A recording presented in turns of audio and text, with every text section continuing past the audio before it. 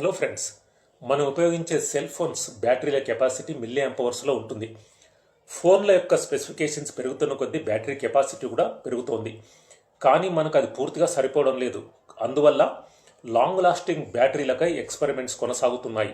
అందులో భాగంగానే యూకేలోని university of బ్రిస్టల్కు చెందిన కోబోట్ ఇన్స్టిట్యూట్ పరిశోధకులు డ్యూరబుల్ బ్యాటరీపై పరిశోధించి ఒకసారి ఛార్జ్ చేస్తే సుమారు 11,500 సంవత్సరాలు పనిచేసే బ్యాటరీని కనుగొన్నామని తెలిపారు. ఇది ఉపయోగించిన గ్రాఫైట్ బ్లాక్స్ యొక్క రేడియో యాక్టివిటీ అంటే అణుధార్మికతపై పనిచేస్తుందట. అణు వ్యర్థాలు అంటే న్యూక్లియర్ వేస్ట్ అలానే పెరిగిపోకుండా ఈ విధంగా రీసైకిల్ చేయవచ్చని వారు తెలిపారు. ఇది డైమండ్ మాదిరి చాలా కాలం నిలిచి ఉండడం చేత దీనికి డైమండ్ బ్యాటరీ అని పేరు పెట్టారు.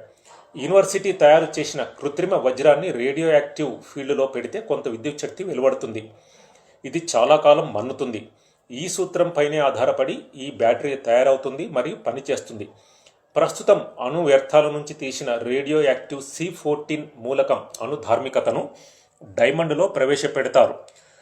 డైమండ్ దీనిని వెంటనే స్వీకరించి విద్యుత్తును చాలా కాలం ఉండేలా చేయడమే కాకుండా ఈ అణుధార్మిక విద్యుత్ లీకేజీని కూడా అరికడుతుంది. ఎందుకంటే భూమిపై అత్యంత దృఢమైన సాలిడ్స్ అంటే ఘన పదార్థాల్లో డైమండ్ ఒకటి. అందుకే అంటారు వజ్రం ఎప్పటికీ నిలిచి ఉంటుందని. ఈ విద్యుత్ తయారు చేసిన బ్యాటరీ 11,560 సంవత్సరాలు పనిచేస్తుంది. దీనిలో ప్రస్తుతం మనం ఉపయోగించే సాంప్రదాయ బ్యాటరీల్లో ఉండే కాయిల్స్, మూవింగ్ పార్ట్స్ ఉండవు కనుక ఎక్కువ కాలం మన్నుతుంది. ఈ బ్యాటరీస్ కేవలం సెల్ ఫోన్స్లోనే కాకుండా satellites, space crafts, high altitude డ్రోన్స్లో కూడా ఉపయోగిస్తారట. కాకపోతే ఇలాంటి బ్యాటరీలు మనకు ఎప్పుడు అందుబాటులోకి వస్తాయో వారు చెప్పలేదు. దీనిని విన్నందుకు ధన్యవాదాలు. మీకు నచ్చితే సబ్స్క్రైబ్ చేయండి మరియు మీ ఫ్రెండ్స్తో షేర్ చేయండి. Thank you.